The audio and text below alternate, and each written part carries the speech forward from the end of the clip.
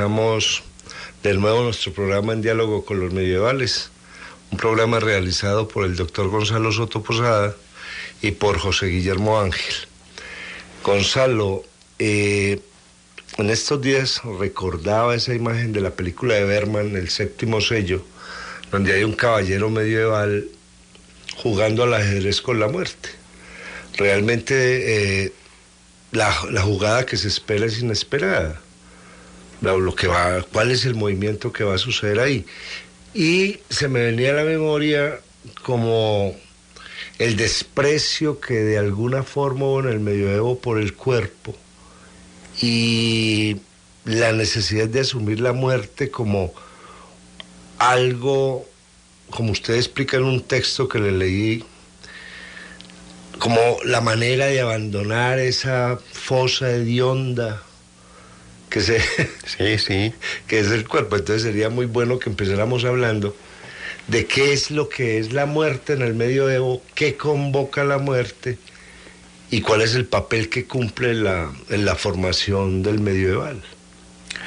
A ver, recordemos que estos, si se puede decir así, programas que ahora estamos conversando han tenido como punto de partida a Baudolino. Sí.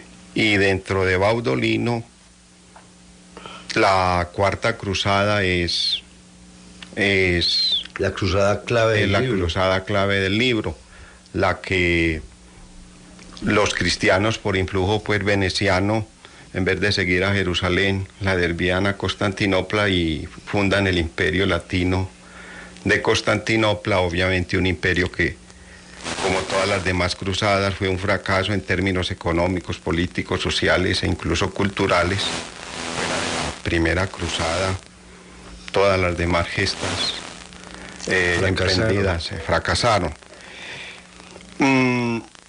A ver, en el mundo medieval, sobre la muerte, podríamos decir que hay una polifonía de apreciaciones.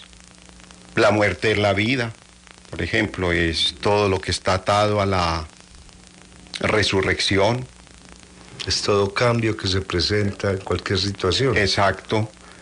También la muerte, en términos filosóficos, es visto como un cambio, entre comillas, sustancial de generación y corrupción. Por lo tanto, se pasa del ser al no ser. La muerte también, sobre todo por la lectura de los diálogos platónicos, es la liberación del cuerpo. La muerte también es vista como la separación del alma y del cuerpo. La muerte también dio pie para reflexionar sobre la inmortalidad del hombre. La muerte generaba, por ejemplo, en el siglo XIV, todas las danzas macabras a raíz de la Gran Peste. Pero si nos situamos, dijéramos, en el contexto de las cruzadas, esa gesta que comienza convocada por el Papa Urbano II en el célebre concilio de Clermont en Francia, y a través de ese llamamiento que él hace entre el 18 y el 22 de noviembre del 1095, pues aparece como un elemento fundamental que podríamos pues traerlo a colación y dialogar un poco sobre él. La muerte es esa fosa, el cuerpo es esa fosa hedionda y terrible en que uno está, dijéramos, sumergido, y por lo tanto la tarea del hombre es liberarse de esa fosa inmunda. Entonces así vivir es de alguna manera aprender a morir, vivir es de alguna manera zafarse del cuerpo, vivir es de alguna manera no estar atado a lo que el cuerpo significa en términos de pasiones, instintos, veleidades, placeres. Entonces eso lleva a una práctica ascética también, a una asquesis de desprecio del cuerpo, de menosprecio del cuerpo, de incluso, si se puede decir así, sublimizar lo corpóreo en términos ascéticos. Yo creo que sería bueno que de pronto nos pudiera dar una explicación en torno a la convivencia del medieval con la muerte. El medieval ve gente que ahorcan y ahí se pudre el ahorcado. O sea, tiene contacto con la podredumbre del cuerpo. El cuerpo no ha sido escondido. Él lo ha visto quemar, empalar, ahorcar. Y de ahí que se trae una idea muy clara de que el cuerpo es realmente esa fosa hedionda. Ahora, lo que tú anotas es cierto, Memo. En el medieval no ha ocultado la muerte. El medieval, incluso llamémosla así, la muerte natural, es festejada en términos de ritual. Incluso en Cluny, a partir del siglo XI sobre todo, aparece la ritualización de la muerte a través del oficio de difuntos. Cluny, además de todo lo que la cristiandad había elaborado antes del siglo XI, para efectos de la muerte, de pensar la muerte como la liberación, de pensar la muerte como resurrección, de pensar la muerte como, dijéramos, tránsito al más allá, Cluny elabora también un ritual muy específico, que es la liturgia, el oficio de difuntos, que prácticamente estuvo vigente hasta el Concilio Vaticano II. Eran unas melodías gregorianas. Ahí se incluyó después el célebre Dies Illa, Dies Irae, ese canto que se hacía después de la primera lectura, antes del Evangelio. ¿Y por qué se recurría a la ira de Dios en ese caso? Porque un poco la idea también medieval del juicio era que usted iba a ser juzgado en una balanza, y ahí la misericordia de Dios, atada a su justicia, iba a juzgar con el perdón, pero también con la ira. Entonces esa cosa tan difícil, bueno, y eso es lo que estamos ahora viviendo en términos de nuestros procesos de paz. ¿Perdonamos o somos justos? Sí, claro. Entonces, si perdonamos no podemos ser justos, y si somos justos no podemos evadir la ira. Claro, entonces ahí viene un lío. Ese canto era después el Requiem de Mozart. Quizá de lo más bonito del Requiem de Mozart es esa parte, entre otras cosas porque son casi unas 16 estrofas, cada estrofa de 4 versos, en donde prácticamente se hace una descripción de la muerte y del juicio final, y esas escenas del juicio final que después incluso Miguel Ángel en la Capilla Sixtina va a representar, dijéramos, como el triunfo de la vida sobre la muerte, pero el triunfo de la vida sobre la muerte divide a la humanidad en quienes van absolutamente, dijéramos, a esa cloaca del infierno en términos de separación definitiva de Dios, etcétera, etcétera. Entonces, Cluny hace un ritual para la muerte. O sea, el medieval no solo veía la putrefacción del ahogado, veía la putrefacción del ahorcado, veía la putrefacción de las pestes continuamente que afectaban el mundo medieval, sino que también el medieval veía el ritual del oficio litúrgico celebrado pomposamente, y no solo, dijéramos, para el noble, sino también para el siervo, que podía ser sepultado en el cementerio, dijéramos, anexo a los monasterios o a las catedrales. Los cementerios no estaban por fuera del monasterio, no estaban por fuera de la ciudad, estaban dentro de la ciudad, y después eso la municipalidad, sobre todo ya desde la racionalidad, entre comillas, científica, que eso era un lío, que eso era una contaminación, etcétera, etcétera. El mismo lío que tuvimos aquí con San Pedro.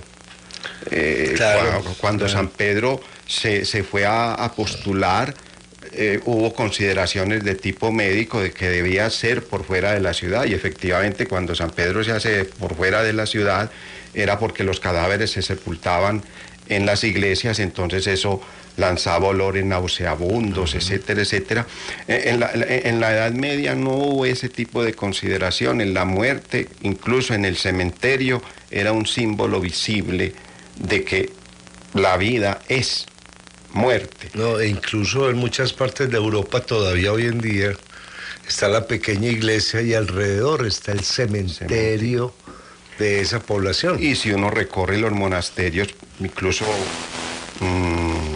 con, dijéramos, una alta dosis de historia anclada en el medioevo, el monasterio es fundamental, pero en el monasterio no solo se sepultaba a los monjes, se sepultaba también a los campesinos, a los siervos, a los caballeros que en una u otra forma habían tenido que ver con los monasterios. Entonces la Edad Media fue una edad en donde dijeron la muerte estuvo presente en los sermones, estuvo presente en la liturgia, estuvo presente en los pórticos, estuvo presente en los vitrales, estuvo presente en las pinturas, estuvo presente en las esculturas. Aún en los mismos autos sacramentales. Los mismos autos sacramentales insistían mucho en lo que la teología medieval creó, una cosa que puede que a nosotros, que ya de alguna manera hemos como entre comillas escondido la muerte, hemos como entre comillas, sí, no solo escondido, sino que la muerte es casi que asépticamente vivida. Nosotros la maquillamos. La maquillan, viene, dijéramos, el mismo acto de la cremación, etcétera, etcétera. Ya hasta entre comillas los velorios hemos intentado dejarlos de lado. Sí. ¿No? En la Edad Media hay todo un ars moriendi, un arte de morir, hay todo un arte litúrgico para conmemorar la muerte como triunfo, hay, dijéramos, una celebración pascual de la muerte en términos de rito litúrgico muy bien asumida. Incluso en los hospitales medievales se iba a bien morir, realmente. Es decir, por ejemplo, Isidoro de Sevilla, cuando hace la etimología de hospital, la deriva de hospes, huésped, a quien hay de alguna manera que cuidar y atender en su sufrimiento o en su momento de muerte. Entonces, el hospital para un medieval, pues uno, entre comillas, desde la racionalidad ilustrada, podría pues burlarse de todas estas, dijéramos, de todos estos imaginarios frente a la muerte. Pero el hospital era para un medieval un hospicio. El hospital era para un medieval un lugar donde el enfermo debía sentirse no solo cuidado, sino atendido, y en medio de ese cuidar y de ese atender, el bien morir era punto de referencia fundamental. Incluso Isidoro de Sevilla, pues estamos en el siglo VII, sí, con Isidoro de Sevilla, y Isidoro de Sevilla hace la etimología de hospital, hospes. El enfermo es un huésped del hospital, y medicina, médico, la deriva Isidoro de medeor, el que cuida, no el que cobra, el que cuida, el que sirve. En ese contexto me parece a mí que el sentido de la muerte y de ser huésped en el hospital para efectos del bien morir era un imaginario que de alguna manera, si se puede decir así, volvía a la muerte un hecho, no dijéramos de soledad, sino un hecho de convivencia al interior de la familia y al interior del hospital. Puede ser que uno esté, como decimos, fuera de tiesto, pero ahora definitivamente lo primero que le piden a uno al hospital no es ser huésped, sino dime cuánto tienes y te diré si te puedo atender o no. Y no va propiamente uno a ser un huésped para que lo cuiden, claro, sino que uno simplemente es una ficha que reporta unos gastos y por lo tanto unas entradas para efectos de hacer de la muerte una mercancía o de la enfermedad una mercancía. En ese momento cuidar al enfermo era una de las obras de misericordia. Era una obra de misericordia, y no solo era una obra de misericordia, sino que por estatutos canónicos toda catedral debía tener el Hôtel Dieu, para decirlo en francés, el hospital, y lo manejaba el colegio de canónigos y el obispo. Todo monasterio debía tener, además dijéramos del hospital para los monjes, el hospital para los siervos, campesinos, caballeros, etcétera, etcétera, y no estaba de ninguna manera tratada la relación entre médico-paciente en términos de dinero.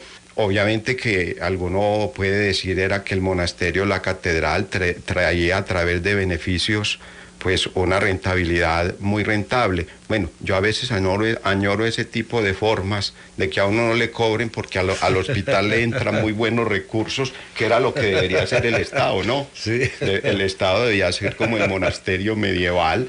Aquí llega absolutamente todo, venga como huésped, lo cuidamos y en el caso del morir, aquí tiene compañía familiar, tiene compañía sacerdotal, tiene compañía médica, tiene compañía litúrgica, tiene compañía, dijéramos, vitalmente asumida. Entonces, el monasterio hacía las veces del Estado. El monasterio no convertía la enfermedad en una mercancía. Y yo soy hijo de médico. Y mi papá, si algo aprendí de mi papá, es que mi papá todavía tenía un sentido cristiano de la vida, de la enfermedad, de la muerte y del servicio. Eso fue tal vez lo que más aprendí yo de papá. Papá podía haberse enriquecido porque era un médico excelente. Papá no se enriqueció con la medicina porque nunca fue eso. Dime cuánto tienes y veré si te puedo atender. Nunca se le ocurrió a mi papá preguntarle a alguien si le podía pagar o no, o si tenía con qué o no comprar los remedios, porque es que hay un refrán también que dice por ahí, pues un poco también para las multinacionales, a los médicos no les duelen los remedios. Hay una cosa que es importante. Dentro de la medicina que se utilizaba en esa época, pues que tenía como referentes prácticamente a Galeno, de pronto algunas cosas de Ptolomeo. Ahí había una premisa que era dejar actuar la naturaleza. Y mucha gente se curaba simplemente dejando actuar a la naturaleza como una fuerza que se encargaba de sanar al enfermo. Y otro, no sé si sea cierto o no, que en los hospitales habían unas imágenes muy fuertes del infierno y el enfermo viendo aquello. Muchos se curaban para poder empezar a purgar en esta tierra los pecados que habían cometido. A ver, Memo, sí, ese era uno de los imaginarios, pero también había el otro, dijéramos, la medicina en términos del Medeor isidoriano es un cuidado que complementa a la naturaleza en su proceso natural de curación. En ese contexto había así casi que un axioma. Primero, deja que la naturaleza opere, pero tú como médico también debes ayudar a que ese proceso de la naturaleza opere. Entonces, la naturaleza opera en la teoría de los 4 humores.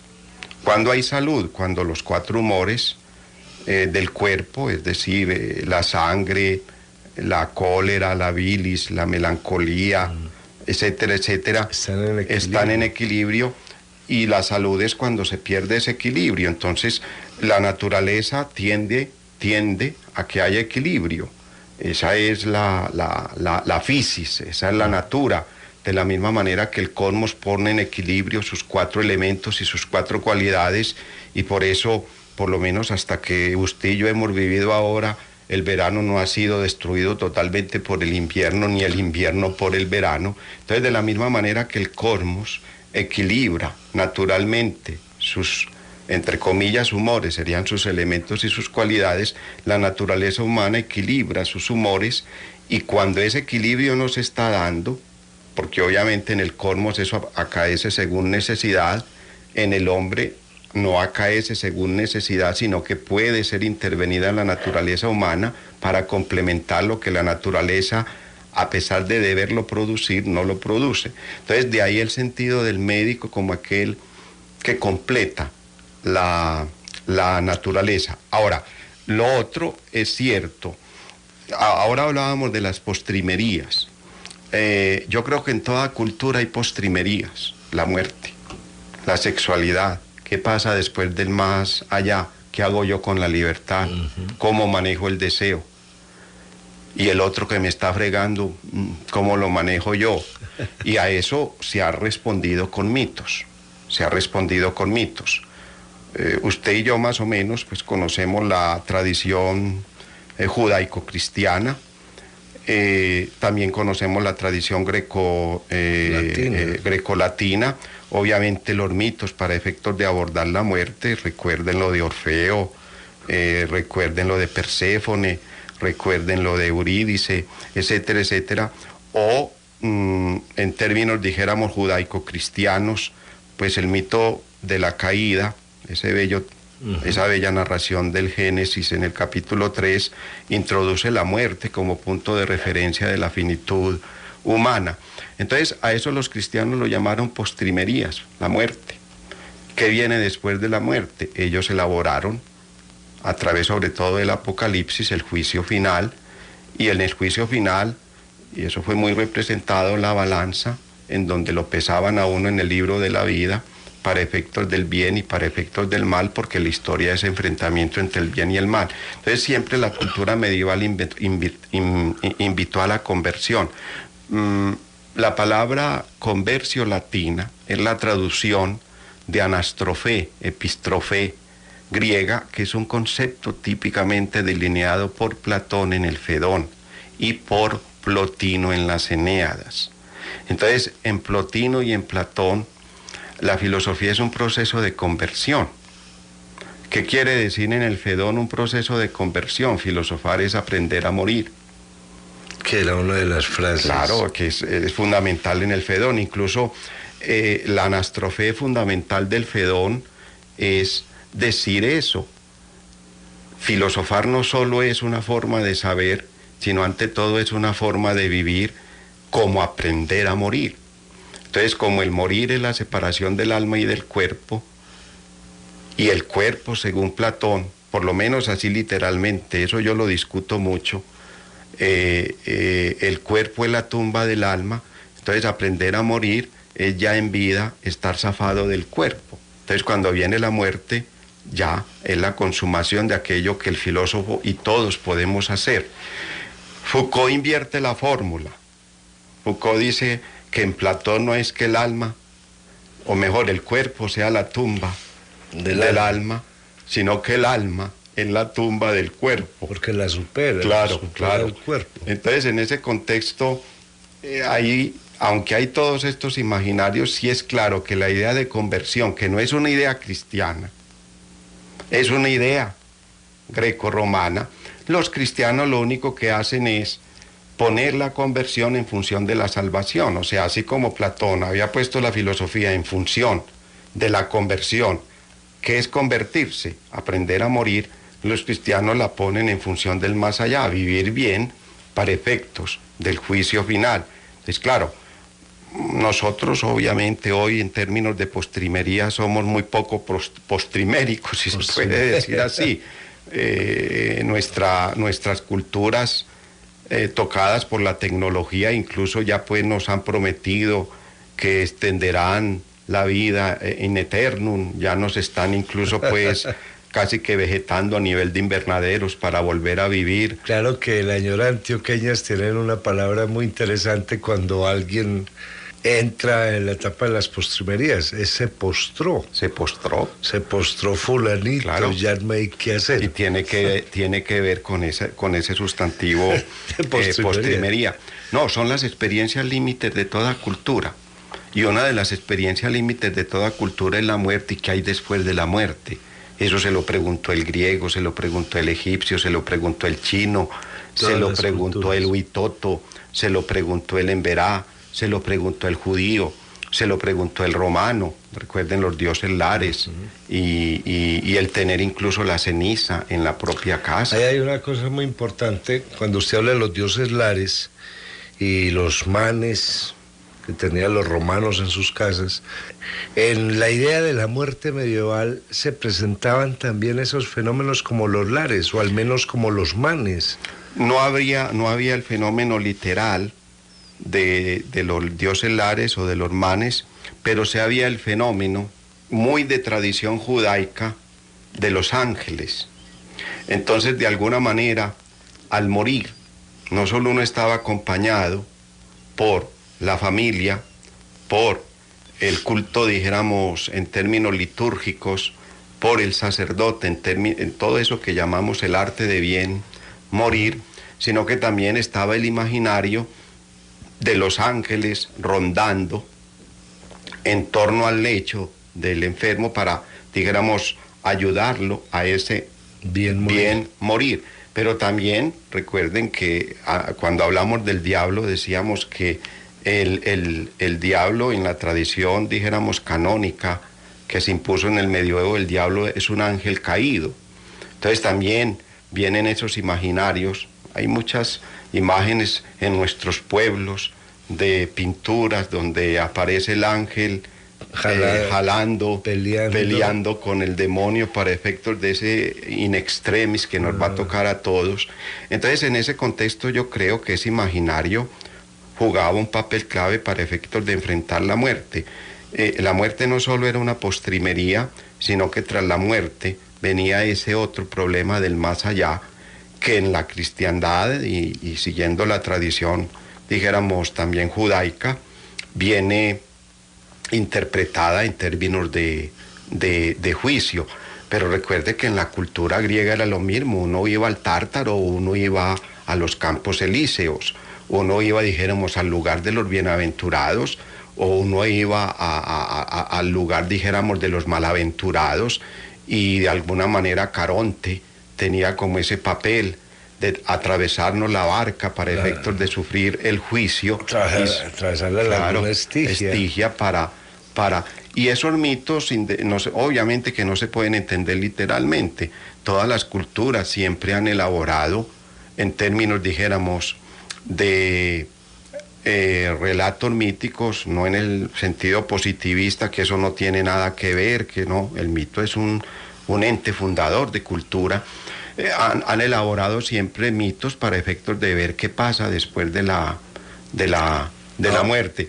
Entonces, en ese sentido, no es inocente que la ciudad más ilustrada del mundo, París, a su gran avenida, la llame los Campos Elíseos. Pues no es de ninguna manera pues eso casual, ni es un nombre pues mítico en términos peyorativos, sino que recuerda ese mito de los Campos Elíseos, es decir, la región de los bienaventurados. Y si usted recorre París, aunque no sepa el mito de los Campos Elíseos, ve que esa avenida es florida, es agradable, es, dijéramos, dinámicamente vital en sus construcciones, dijéramos, al pie del Sena, con los edificios, etcétera, etcétera. Entonces eso también es muy significativo, incluso en un ambiente típicamente ilustrado, en donde la muerte simplemente era el acabose de la vida y punto. Ahora, en la Edad Media, pues, las grandes mortandades las generó la peste. Y hay una frase que dicen que nació de la peste, que es: comamos y bebamos que mañana moriremos. Vea, eso es en realidad es un texto bíblico, no recuerdo si es de los Proverbios o del Eclesiástico, y después lo repite Pablo en una de sus epístolas, y es un poco para indicar, dijéramos, que muchos frente a esas postrimerías adoptamos una actitud un poco vitalmente no postrera. Entonces, dado que estamos en peste, vivamos y comamos porque mañana moriremos. Fue una de las actitudes, por ejemplo, ante la gran peste del 1348 al 1351. Pero recuerde que también eso generó unos géneros literarios y pictóricos, las célebres danzas macabras o danzas de la muerte, lo habíamos anotado en un programa anterior, en donde uno convivía con la muerte incluso en términos de danza. Entonces todo baile, toda comida, todo vestido estaba tocado, dada la peste, por la realidad dura de la finitud, la labilidad y la fragilidad humana. En el sermón del Papa Urbano II en Clermont, invitando a las cruzadas, vean estas frases: ¿no sabéis que es una desgracia para el hombre existir y que la felicidad está en la muerte? Y después va a eso que estábamos hablando. La muerte acelera la partida de los buenos a la mansión que les está aguardando. La muerte detiene la perversidad de los malos. Por la muerte, pues, el alma ya libre goza de las dulzuras de la esperanza, o recibe el castigo de sus culpas sin que haya que temer otras mayores. Y ahí con lo que comenzamos la conversación, mientras está encadenada dentro del cuerpo, se halla sujeta al contagio terrestre, o para hablar con más exactitud, está muerta, pues no puede existir alianza conveniente entre las cosas terrestres y celestes, entre las divinas y las mortales. Este fue el fundamento de las cruzadas. El fundamento de las cruzadas fue una concepción antropológica muy dura respecto al cuerpo, valorando solo y nada más el alma. Entonces, si yo iba a la cruzada y moría, ya usted sabe a dónde va a dar. Claro. Entonces, uno puede hacer analogías con muchas de las actividades contemporáneas en donde, por ejemplo, morir es salvarse, y en donde ejecutar acciones, entre comillas, mortíferas, puede perfectamente resultar, como en el discurso de Urbano II, una liberación para efectos de ganar lo que de alguna manera todos debemos ganar, la salvación, el cielo. Entonces, en ese sentido, la cruzada está basada en un desprecio por el cuerpo, está basada en mostrar que si uno muere en la cruzada, necesariamente se salva, que si uno de alguna manera pierde la vida en la cruzada, gana la vida, que la muerte es vida, que el cruzado, en todos los peligros que va a afrontar, no solo lo está haciendo como caballero de la cruz, sino con un, dijéramos, imaginario, que es este que Urbano II le ha diseñado.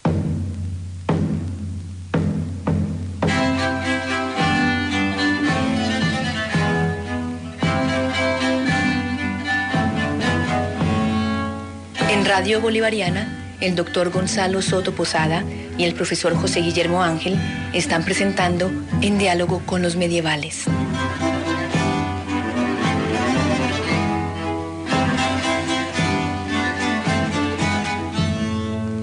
A ver, esto me hace pensar a mí mucho en Giordano Bruno, que a pesar de ser un hombre renacentista, o con él comienza el barroco, de todas maneras tenía estas ideas de que abandonando el cuerpo él ya era completamente libre.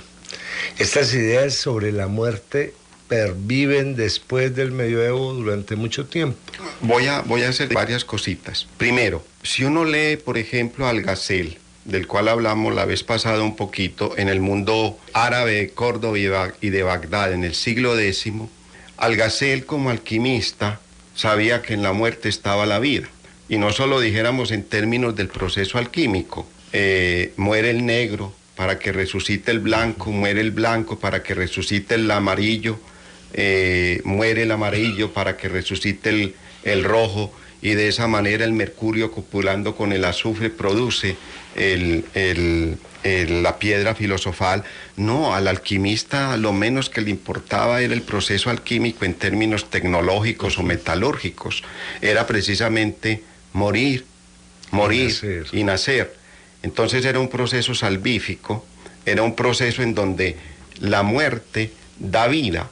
Si usted no muere, por ejemplo, a determinado deseo, no vive, porque incluso cuando usted se apropia del deseo, el deseo muere en la apropiación. Entonces, de nuevo viene la vida, apropiarnos de otro deseo para que muriendo en la apropiación vuelva la vida. Y en ese contexto, el alquimista en última instancia lo que plantea, eso que tú anotas de Giordano Bruno, que yo creo que sigue la tradición hermética que muchas veces nos entra por los árabes, o también nos entra por Florencia, o también nos entra por la Academia de Lorenzo el Magnífico, en donde el lema era fundamentalmente ese: en la muerte está la vida. Entonces, Algacel da esa respuesta. Yo creo que Giordano Bruno sería lo segundo, está, dijéramos, atado a esa, dijéramos, otra tradición medieval que casi nadie trabaja, y que es la tradición hermética. que es la tradición mágica, no en el sentido pues perverso de la palabra, sino en el sentido de conocer los secretos de la naturaleza. De hecho, a Bruno no lo condenan por hereje, lo condenan es por mago en el sentido hermético de la palabra. Sí, entonces hay un símbolo medieval que todavía sobrevive en el tarot, que es el símbolo de la muerte, que está cegando un campo. Ciega, pero permite que la raíz siga produciendo vida. Claro. Y lo tercero que yo quería anotar, al lado de Algasel y su búsqueda alquímica, lo de Giordano Bruno y la tradición hermética, es otro elemento fundamental que había elaborado sobre todo la mística. La mística es morir para que Dios nos posea. Entonces, en ese contexto, la muerte es la vida mística. Muriendo el yo, para que Dios nos posea, vive el yo. Entonces, la posesión divina como desposesión del yo es, en la muerte del yo, la vida plena del yo en Dios. Entonces, esa tradición mística tan bella, Agustín mismo, tarde te amé, belleza siempre antigua y nueva, tarde te amé, nos hiciste Señor, etcétera, etcétera. Dionisio Areopagita con ese texto tan bello, la teología mística, donde se acuña esa experiencia, la nube del no saber. Mueren los conceptos para que viva el éxtasis. A Dios no se le puede conocer conceptualmente, entonces solo queda un ejercicio entre comillas estático, y por eso de Dios sabemos más lo que no es que lo que es. Entonces viene toda la teología negativa.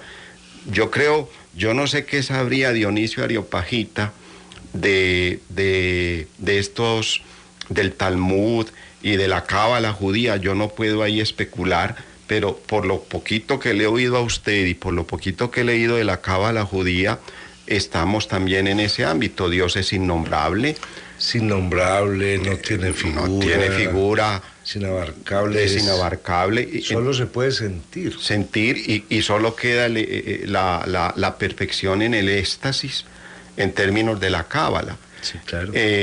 Recuerdo lo de la sefirot como un proceso de crecimiento y de abandono del cuerpo. Y de abandono del cuerpo. Porque la primera es la que tiene que ver con el mundo, la primera sefirot, y de ahí en adelante es un abandono total del cuerpo hasta ya no ser para poder ser en Dios. Ahora, lo bonito en la mística, por ejemplo, de Dionisio Areopagita o de Buenaventura o de Francisco de Asís, es que el cuerpo no es, como decía aquí Urbano II, la fetidez. No, el cuerpo es obra grandiosa de Dios. Mi hermano cuerpo, mi hermana muerte, mi hermano sol, mi hermana luz, mi hermano lobo, todas esas bellas expresiones de Francisco. Entonces, en la mística franciscana, el cuerpo no es desvalorado, el cuerpo no es despreciado.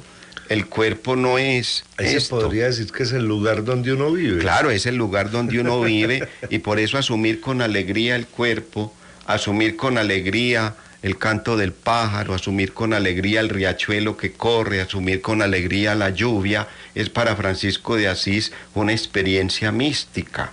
No es una experiencia, dijéramos, negativa, todo lo contrario. Y por eso Francisco, pues como símbolo de pobreza, muchas veces camina descalzo, pero es para sentir la alegría de la tierra, es para sentir la vitalidad de la tierra, que es ese proceso. Nace, muere, para volver a nacer. Entonces, esa oración de la paz tan bella, fíjese, porque si no morimos al odio, no habrá la vida de la paz.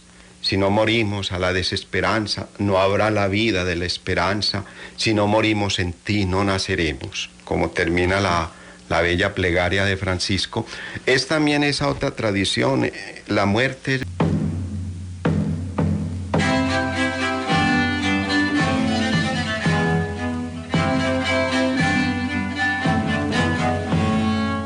En Radio Bolivariana, el doctor Gonzalo Soto Posada y el profesor José Guillermo Ángel están presentando En Diálogo con los Medievales.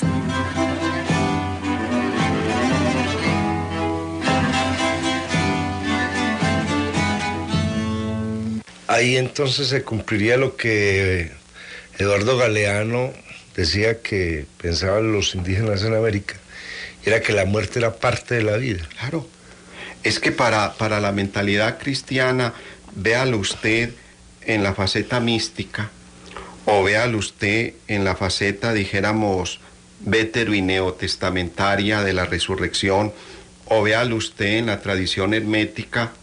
Obviamente, la muerte forma parte del proceso vital, y los medievales, que eran lectores duros de Séneca, que pensaban incluso que Séneca se había escrito con Pablo, y hay un epistolario, pues hoy se sabe que es apócrifo, pero bueno, poco importa que sea apócrifo.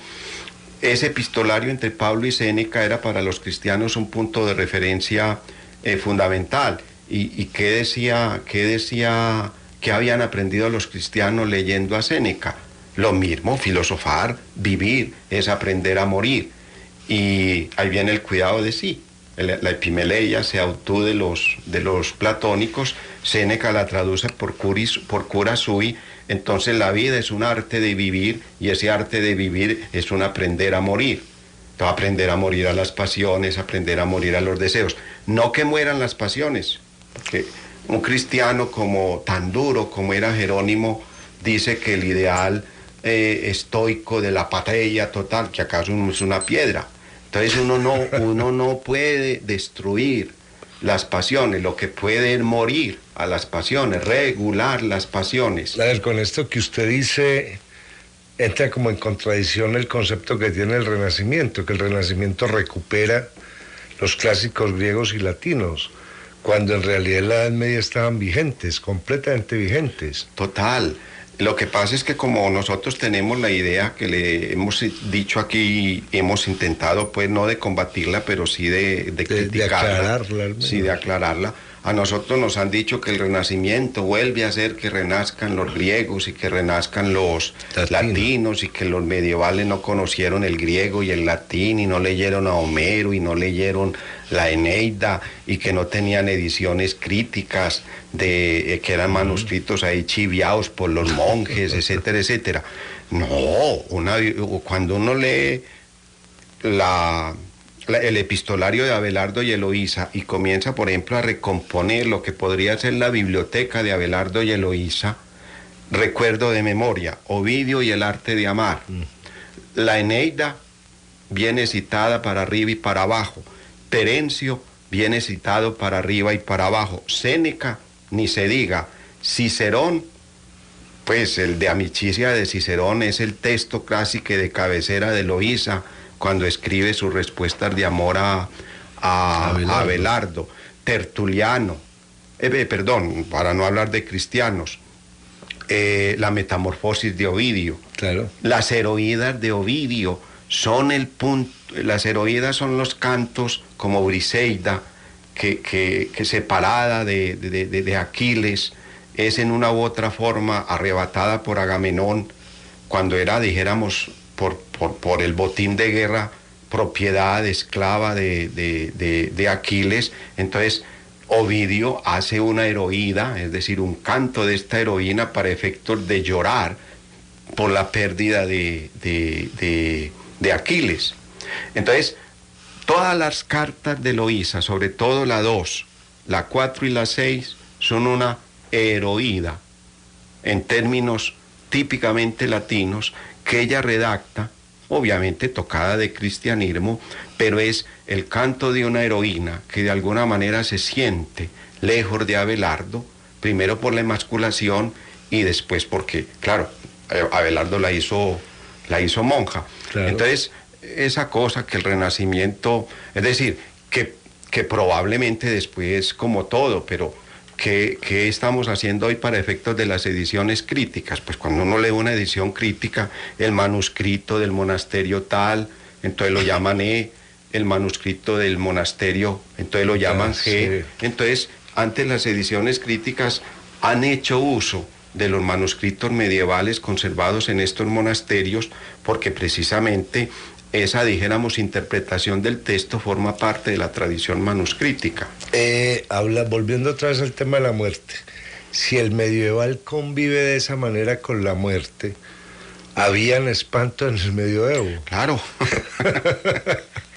Recuerde, pues, para decirlo menos, recuerden todo el mundo de las hadas, recuerden todo el mundo de los gnomos, los elfos, y que no solo dijéramos estaban presentes, como nos lo ha hecho ver pues Tolkien en El Señor de los Anillos, sino que eso circulaba por los monasterios, circulaba por los castillos, y la novela gótica hace uso de eso.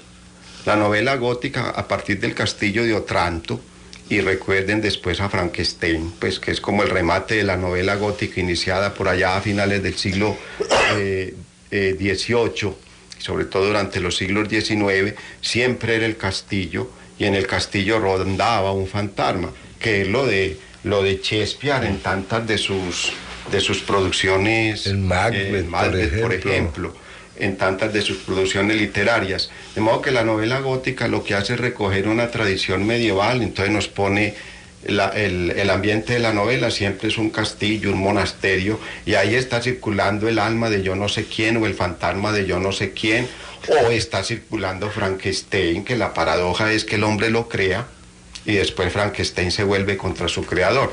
Un símbolo, a mi manera de ver, muy bonito, para efectos de cómo la técnica, en vez de construir, ha destruido a quien lo ha construido, el hombre. En eso nos diferenciamos del mito de Pigmalión griego. El Pigmalión griego lo crea el hombre griego, pero se pone al servicio del hombre griego. En Frankenstein lo crea el hombre griego, lo crea el hombre moderno, pero se vuelve contra el hombre moderno. Además porque no tiene par. No tiene par. Porque el problema del monstruo de Frankenstein es que no tiene par. No tiene par. Entonces destruye absolutamente todo. De modo que Frankenstein es un pues es fruto de los fantasmas medievales. Frankenstein sigue la tradición de la novela, mejor dicho, es la última expresión que conocemos de la novela gótica, y yo creo que recuerden a eco en El nombre de la rosa. Por allá, en ese monasterio rondan fantasmas de historias, fantasmas de muertes, fantasmas de herejías, todo tipo de fantasmas, y eso es lo que le da la vida al monasterio. Ahora la gente no se horroriza frente a eso. No, absolutamente. Convive tranquila, dulcemente con el fantasma. Como en Macbeth o en Hamlet. Hamlet convive con el fantasma, y no solo convive con el fantasma, sino que el fantasma dinamiza su vida para efectos de darle sentido a su quehacer vital. Entonces, todo monasterio tiene sus fantasmas, no solo en el sentido pues de seres sobrenaturales, sino también fantasmas en términos de historias, en términos de misterios, en términos de tumbas, en términos de objetos sagrados, el Santo Grial, por ejemplo. De que nos servirá para otro programa. Porque no deja de ser muy interesante. Yo creo que ya para concluir, hay algo que es muy interesante en el mundo de la muerte en el medioevo, y es que el medioevo, excepción hecha de las sagas pues antiguas de los nórdicos, y no tiene el concepto del héroe. Bueno, pero a través de los cantares de gesta y de, dijéramos, las novelas de caballería, se va elaborando el concepto del héroe. Recuerden a Rolando en la canción de Rolando, al Cid en el mío Cid, en Cretien de Troyes, por ejemplo, es todo lo de Tristán. Pero es un héroe que sufre, es un héroe que... Claro, es muy humano. Son héroes muy humanos, son héroes que de ninguna manera se perfilan bajo el perfil, dijéramos, de lo divino. Más, dijéramos, el héroe divino sería el santo. Sí. El héroe, dijéramos, heroico, claro, es muy humano. El Cid es muy humano. El Cid es vilipendiado, el Cid es echado de su reino. El Cid después, sus hijas son duramente tratadas. Rolando es muy humano. No quiere tocar el olifanto porque eso sería no caballero, o sea, lo humanamente del caballero es que debe resistir y no toca el olifanto, etcétera, etcétera. En ese contexto, el héroe, dijéramos, heroico, sería el santo, y de ahí que el mundo medieval esté poblado de hagiografías. Muchas gracias, muy buenas noches y ya volveremos a otro programa de En Diálogo con los Medievales.